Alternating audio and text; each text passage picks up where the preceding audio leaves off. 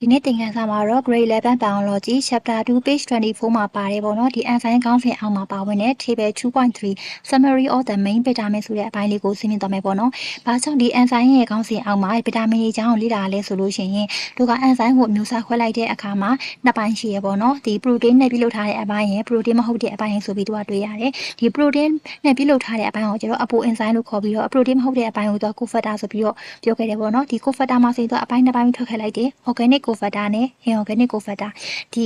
အဲ့ဒီကမှ organic cofactor တွေများသောအားဖြင့်ဗီတာမင်နဲ့ဖွဲ့စည်းထားတာဖြစ်တဲ့အတွက်ကြောင့်မို့လို့တို့ကဒီမှာဗီတာမင်ရဲ့အကြောင်းကိုဆက်ပြီးတော့လေ့လာတာပါနော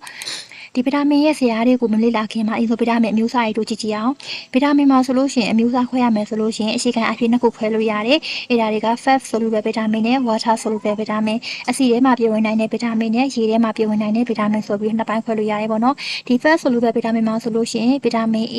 ဗီတာမင် D ဗီတာမင် E နဲ့ဗီတာမင် K အဲ့ဒီဗီတာမင်၄မျိုးပါဝင်ပြီးတော့ဒီ water soluble ရေထဲမှာပြည့်ဝင်တဲ့ဗီတာမင်မှာဆိုလို့ရှိရင်ဗီတာမင် B complex ရယ် non B complex ရယ်ဆိုပြီးနှစ်ပိုင်းခွဲတယ်ပေါ့နော် B complex ဆိုတာကဗီတာမင် B ရဲ့အနွယ်တွေဖြစ်တဲ့ B1 B2 B3 အစရှိတဲ့ဗီတာမင် B တွေစုထားတာကိုဗီတာမင် B complex လို့ခေါ်ပြီးတော့ non B complex ဆိုတာကကျတော့ဗီတာမင် B မဟုတ်တဲ့အရာပေါ့တနည်းအားဖြင့်ဗီတာမင် C ကိုတို့က non B complex လို့ခေါ်လိုက်တာပေါ့နော်ဒါဆိုရင် water soluble မှာဗီတာမင် B နဲ့ဗီတာမင် C ပါမယ် fat soluble မှာဆိုရင်ဗီတာမင် A D E K အဲ့ဒီလေးမျိုးပါမယ်ဒီမျိုးလေးမှတ်ထားရင်တော့ရပြီပေါ့နော်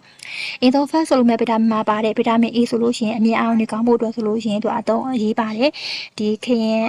်မလာဥနီလေးစားတဲ့အခါမှာဆိုလို့ရှိရင်ဗီတာမင် A ကျော်ပါစေရပေါ့နော်နောက်ဗီတာမင် D ဆိုလို့ရှိရင်သူအယိုးတွေအတွက်လိုအပ်တဲ့ calcium နဲ့ phosphate တွေကိုဆွဲယူဖို့အတွက်ဒီဗီတာမင် D ကနေမှအကူအညီပေးရပေါ့နော်။အယိုးတွေတန်မာစေဖို့ဒီသွားတွေခိုင်ခန့်စေဖို့ဆိုတော့ဗီတာမင် D ရလည်းအရေးပါတယ်။နောက်ဆုံးအဲ့ဒါဗီတာမင် E ဆိုလို့ရှိရင်သူက antioxidant ဆိုတာကဒီခန္ဓာကိုယ်အတွက်မလိုအပ်တဲ့အ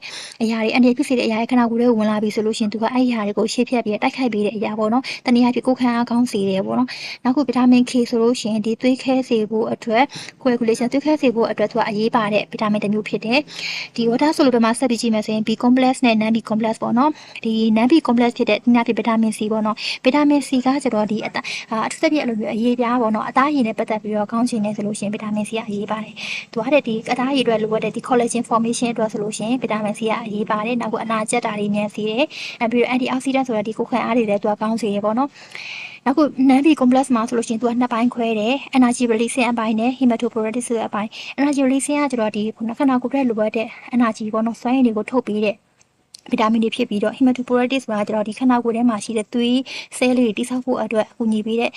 ဗီတာမင်တွေဖြစ်တယ်ပေါ့နော်ဒီမှာဆိုရင် hematopoietic မှာဆိုရင် folic acid ဆိုရင် B9 ဗီတာမင်B12 ပေါ့နော်သူဒီဆိုင်နိုပလာမင်ဆိုပြီးတော့အဲ့လိုမျိုးဓာတ်လေးရှိရပေါ့နော်ဒီက folic acid ဆိုလို့ရှိရင်ဒီကိုယ်ဝန်ဆောင်မျိုးသမီးတွေကိုယ်ဝန်ဆောင်ထဲမှာတောက်တယ်ပေါ့နော်ဘာလို့တောက်တာလဲဆိုလို့ရှိရင်သူရဲ့ဒီခန္ဓာကိုယ်ထဲမှာရှိတဲ့တရေသားလေးဖွံ့ဖြိုးဖို့အတွက်ဒီသွေးအားကောင်းမှုအတွက်ပေါ့နော်ဒီသွေးဆဲလေးတိစောက်ဖို့အတွက်လိုအပ်တဲ့အတွက်ကြောင့်မလို့သူကဒီ folic acid B9 ကိုတောက်ကြတယ်ဒီ energy release မှာဆိုလို့ရှိရင်ဒီမှာဆိုရင်ဗီတာမင် B1 B2 B3 B6 B7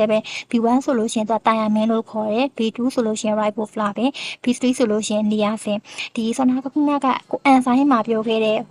NAD ပေါ့နော် NAD ဆိုတဲ့ဒီကိုအန်ဆိုင်လေးရဆိုလို့ရှိရင်ဒီ niacin မှာပါတဲ့ nicotinic acid ကနေမှရလာတဲ့အ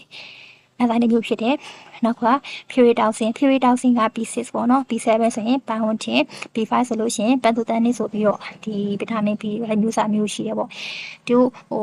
ီနေ့စဉ်ကိုတောက်နေကြဖြစ်တဲ့anabon C ပေါ့နော် anabon C ဆိုလို့ရှိရင်ဒီဗီတာမင် B complex တွေနဲ့ဒီဗီတာမင် C နဲ့ပေါင်းပြီးတော့မှထုတ်ထားတဲ့ဆေးပေါ့နော်တခြားအဲ့လိုမျိုး anabon C လိုမျိုးပဲအားဆေးတွေရှိရပေါ့နော်အချို့အားဆေးဆိုလို့ရှိရင်ဗီတာမင် C မပါဘဲနဲ့ဒီဗီတာမင် B complex တွေပဲစုပြီးတော့ထုတ်ထားတဲ့ဆေးလေးရှိတယ်အဲ့လိုဆေးတွေမှာအဲ့လိုအခဲတားရတဲ့ပုံစံရှိတယ်လို့ထိုးတဲ့ဆေးပေါ့အမျိုးမျိုးပုံစံမျိုးနဲ့ကိုပေါင်းကျင်ပါဆိုရင်ရှိရပေါ့နော်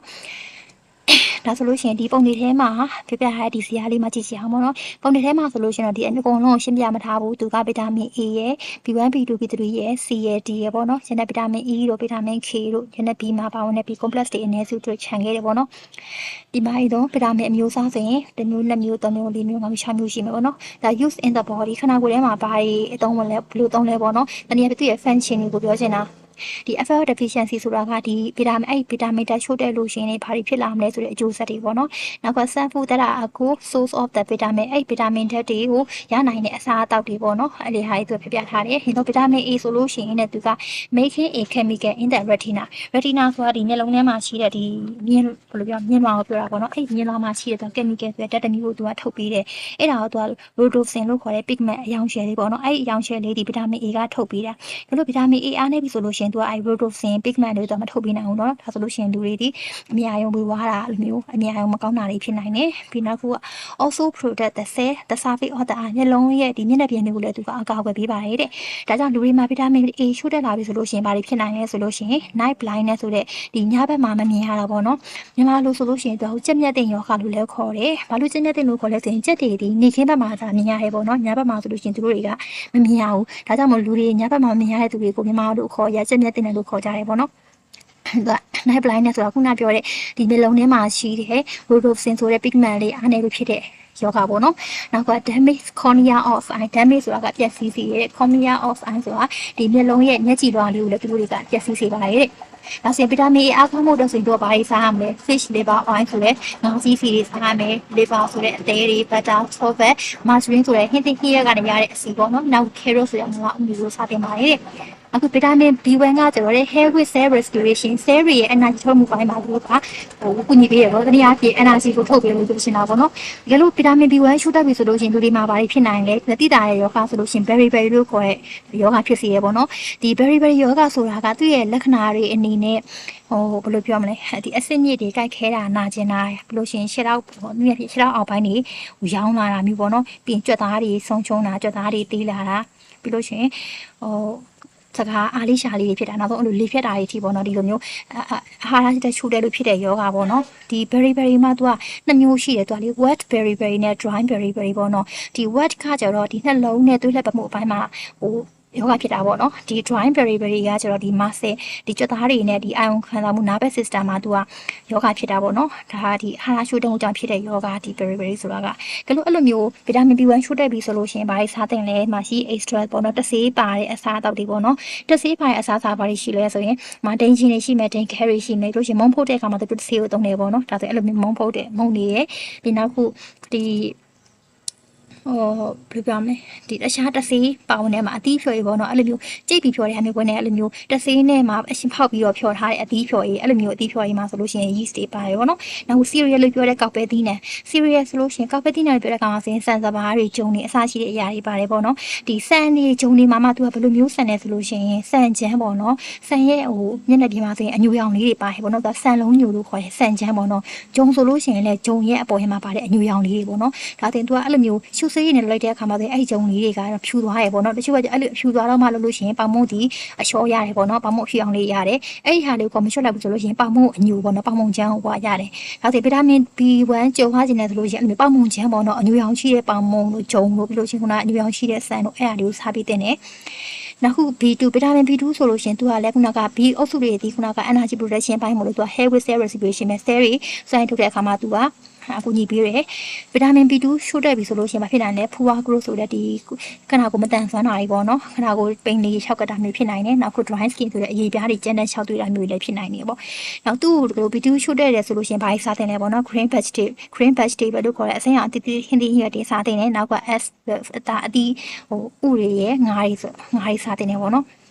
နောက်ပြီးတော့ဗီတာမင် B3 ဆိုလို့ရှိရင် hair with cell respiration မှာသူက cell တွေစိုင်းတဲ့အခါမှာသူအကူညီပေးတယ်သူဗီတာမင် B3 ရှို့တက်ပြီဆိုလို့ရှိရင်ဘယ်လိုယောဂဖြစ်နိုင်လဲ pellagra လို့ပြောတဲ့ယောဂပေါ့နော် pellagra ဆိုတာဘယ်လိုယောဂမျိုးလဲဆိုလို့ရှိရင်ဒီမှာ dry red skin အရေပြားတွေကြမ်းတမ်းပြီးနီရဲပြီးတော့မှသူ၆သွေးတဲ့ယောဂပေါ့နော်နောက်ခုနလည်းပဲ fuwa growth ဆိုတဲ့ခနာကိုတေးသွဲပြီးပိန်နေတာ၆ကတာပြီးတော့ digestive disorder ပြောဒီအစ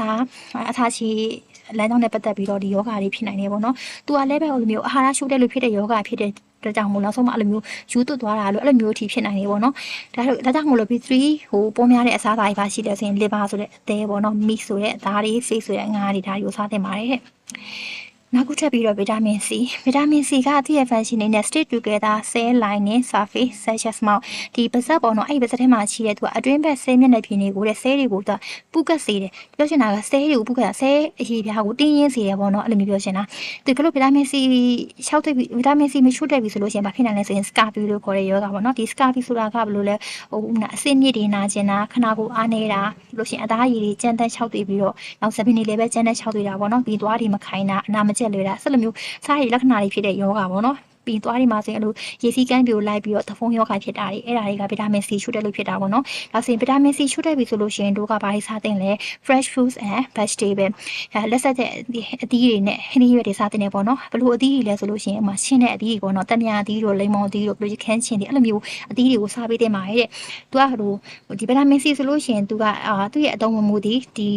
တစ်ခုထပ်ပို့တယ်ပေါ့နော်ဒီခန္ဓာကိုယ်ခုခံအားကောင်းစေတာတွေပြီးရေပြားကျန်းမာရေးကောင်းစေတာပြီးလို့ရှိရင်ကောလာဂျင်ထုတ်ပေးတာအဲ့လိုမျိုးအန်တီအောက်ဆီဒန့်ဆိုတဲ့ကိုယ်ခံအားကောင်းစေတဲ့အတွက်ကြောင့်မလို့ဗီတာမင် C တွေကလူတွေအတွက်မဖြစ်ဖြစ်လိုအပ်တဲ့အရာပေါ့နော်ဒီဗီတာမင် C ကိုတော့ ascorbic acid လို့ပဲခေါ်တယ်ပေါ့နော်ဒီဗီတာမင် A ဆိုလို့ရှိရင်ရှင်းမပြောခဲ့ဗီတာမင် A ဆိုလို့ရှိရင်ဒါ retina မှာရှိတဲ့acid ပေါ့နော် retinolic acid retinol လို့လည်းခေါ်တယ်ရှင်းမလည်းပြောခဲ့ B1 ဆိုလို့ရှိရင် riboflavin လို့ခေါ်မယ်ပေါ့နော်အဲ့လိုမျိုးတွေသူ့အခေါ်ဝေါ်လေးရှိတယ်နောက်ဆုံးဗီတာမင် D ဆိုလို့ရှိရင်သူကတဲ့ hair fall အရိုးတွေကိုတဲ့အဆော့ယူဖို့အတွက်အကူအညီပေးတယ်ဘာလို့ဆိုရင်မှလည်း calcium and phosphate ဆိုတဲ့ဒီဓာတ်တွေကိုဆော့ယူဖို့အတွက်အကူအညီပေးပါတယ်တဲ့ဒါကြောင့်မလို့ဗီတာမင် D အားနေပြီဆိုလို့ရှိရင်သူကဒီဓာတ်တွေကိုမဆော့ယူနိုင်တော့ဘူးနော်အဲ့လိုမျိုးမဆော့ယူနိုင်တဲ့အခါမှာဘာယောဂကြီးဖြစ်လာမလဲ ricket ဆိုတဲ့ဒီအရိုးပြော့ယောဂတွေဖူအားတိဆိုတဲ့သွားပြက်စီးတွေသွားမခိုင်တာတဲ့အဲ့ယောဂကြီးဖြစ်လာပါမယ်တဲ့ဒါကြောင့်ဗီတာမင် D ချို့တက်ပြီဆိုလို့ရှိရင်ဘာတွေစားသင့်လဲ fish liver အိုင်ငါစီစားသင့်တယ်နောက်ဆုံးအဲ့လိုမျိုးနေဘူးစားလုံးနေပေါ့နော်နေဘူးစားလုံးနေဆိုလို့ရှိရင်တဲ့ဒီနေဘူးစားလုံးတဲ့အခါမှာအသားရည်တွေမှာဘာတက်ဖြစ်လဲဆိုရင်အဲ့ဒီဗီတာမင်တက်ဖြစ်ပေါ်လာဒါကြောင့်မို့သူက also made in skin in sunlight